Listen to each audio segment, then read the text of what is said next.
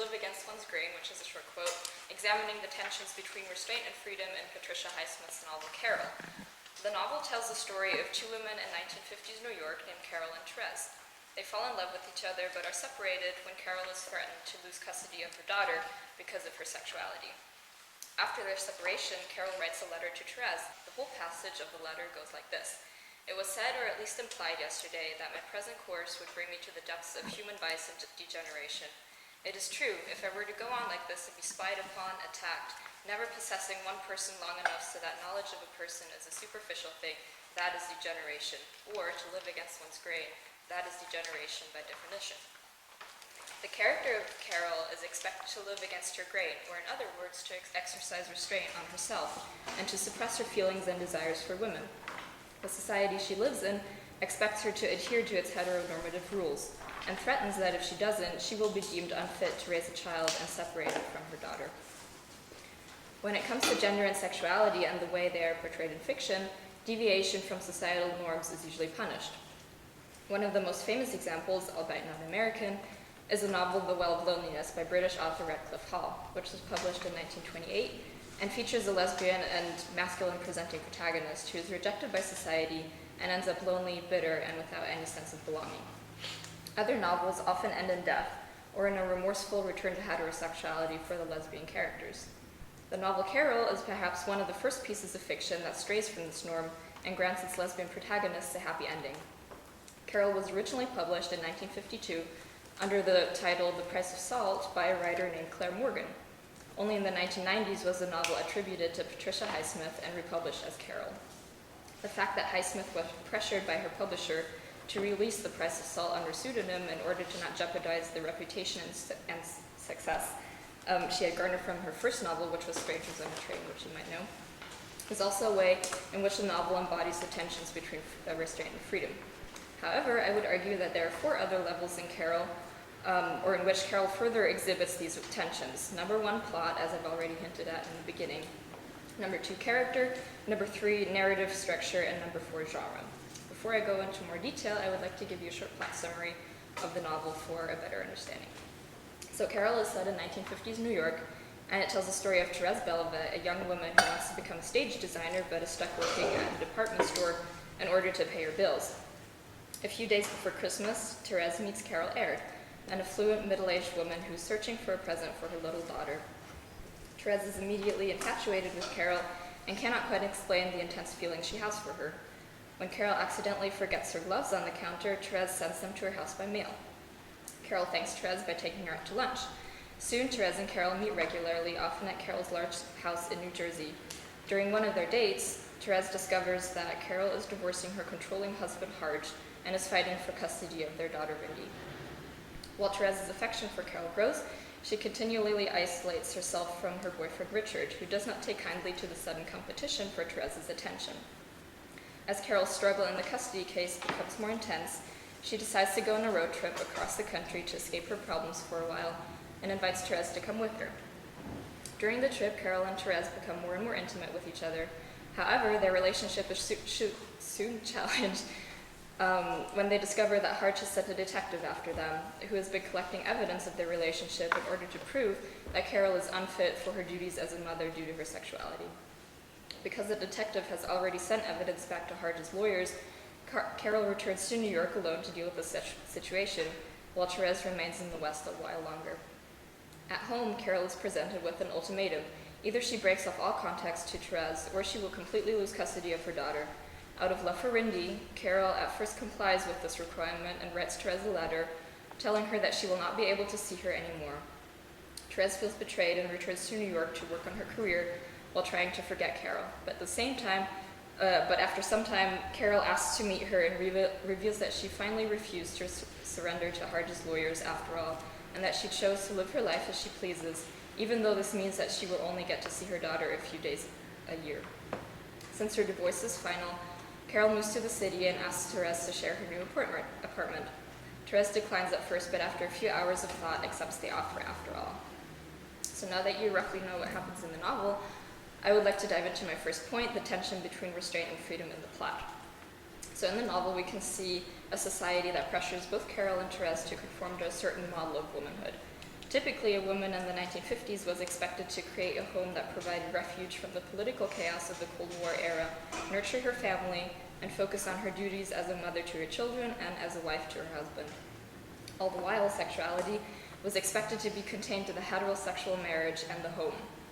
However, both Carol and Therese do not subscribe to these expectations, which leads to conflict with the men in their lives, which I would argue can be interpreted not only as representatives of societal expectations, but also as the enforcers of those expectations.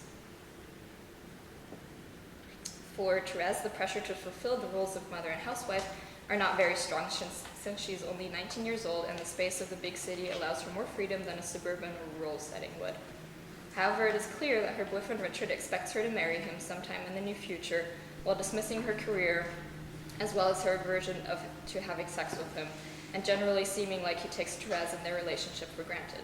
Overall, Richard pressures Therese to fill a role that she's unwilling to inhabit and resents her for resisting, which becomes especially clear in this passage. I quote, "He resented the fact that she wasn't and never could be what he wished her to be, a girl who loved him passionately and would love to go to Europe with him."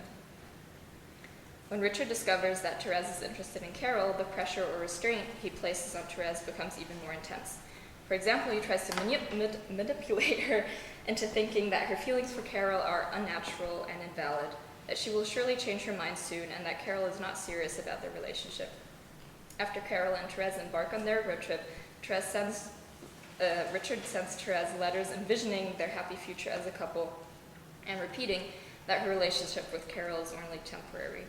However, Therese seems rather unfazed by Richard's mind games and gradually liberates herself from his influence. I argue that the climax of this liberation comes symbolically. During a heated discussion between Richard and Therese shortly before the road trip, Richard bumps into a bookshelf and knocks over a wooden Madonna figure that was sitting there. He catches it before it can fall to the ground and hands it to Therese to put it back.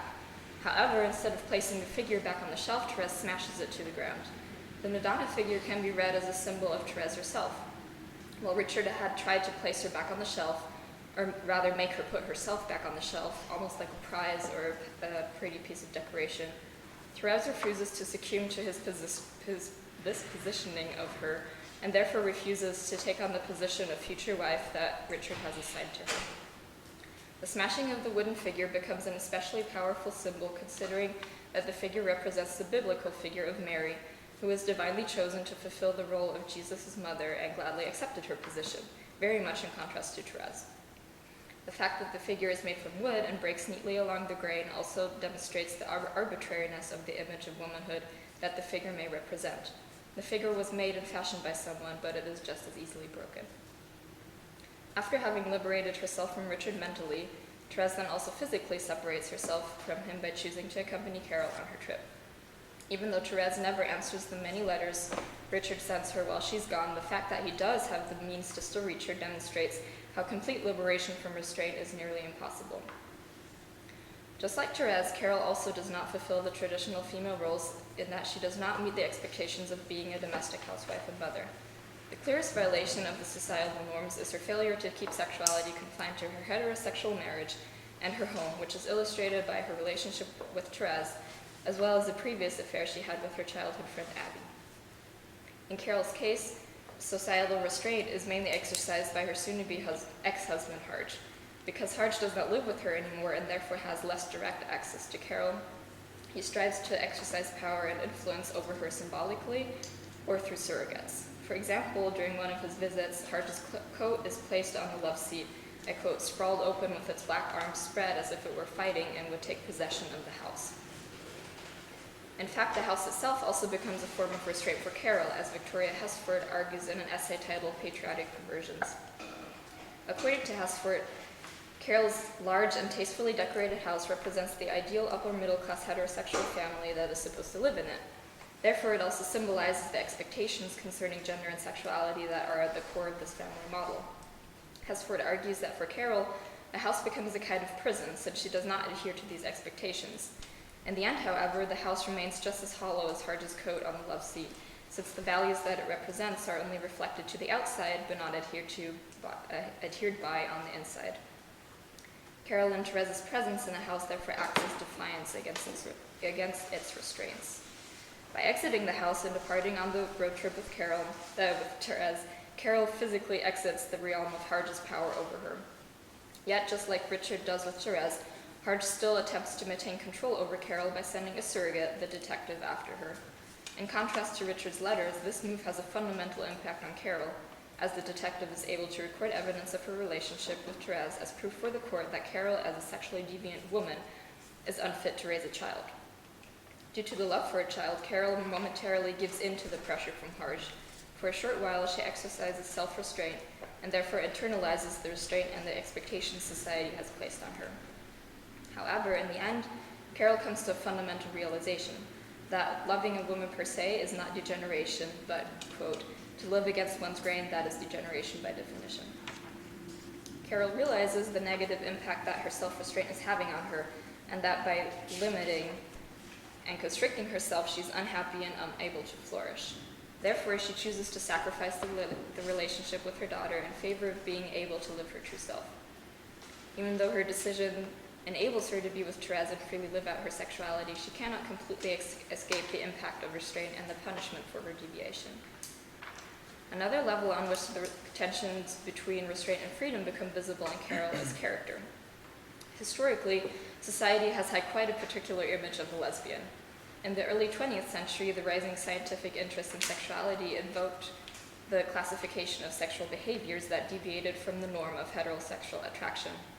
As Melanie Taylor writes in an essay for the Journal of Gender Studies, sexologists such as Havelock Ellis and Richard Kraft-Ebing conceptualized individuals that displayed such behaviors as inverts, a term that illustrates the underlying theory that homosexual tendencies constitute an inversion of natural instincts.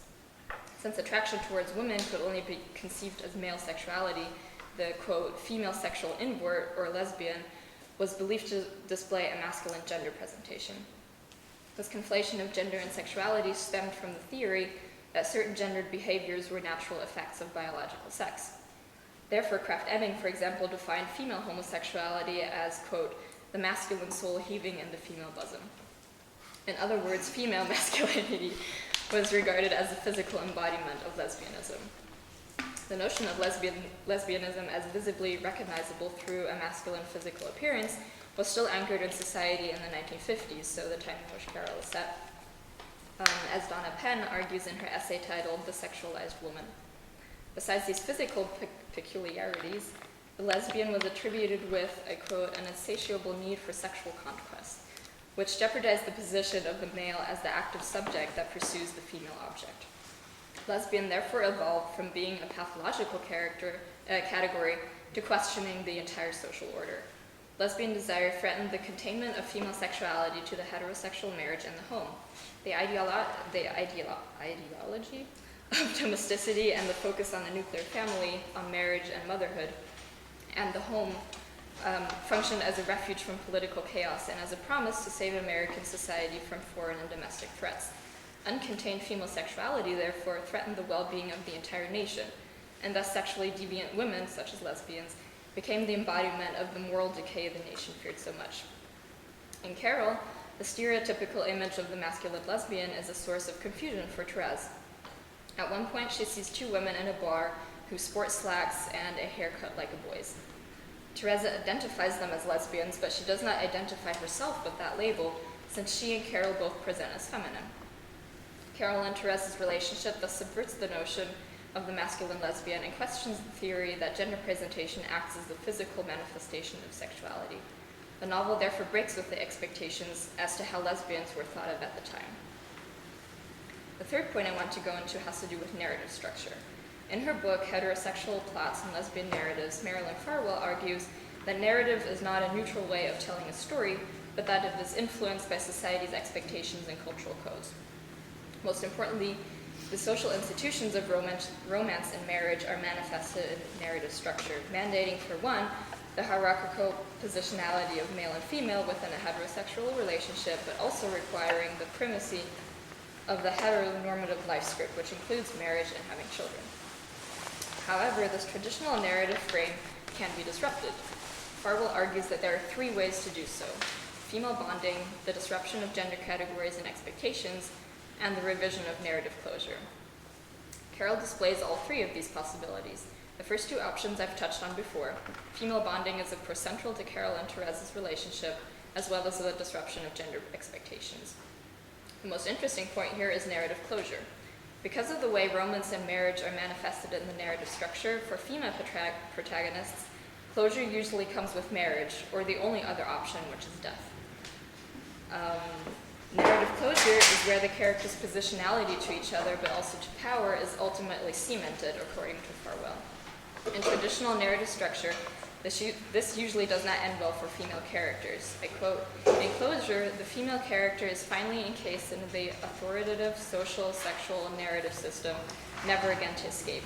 If she has rebelled, she is returned to a normality that allows the reader to regain a sense of an ending." The way out of this entrapment lies in the imagination of an alternative ending for women. If a narrative does not end either in marriage or in death for female characters, the traditional narrative structure has successfully been disrupted. In Carol, this is clearly the case.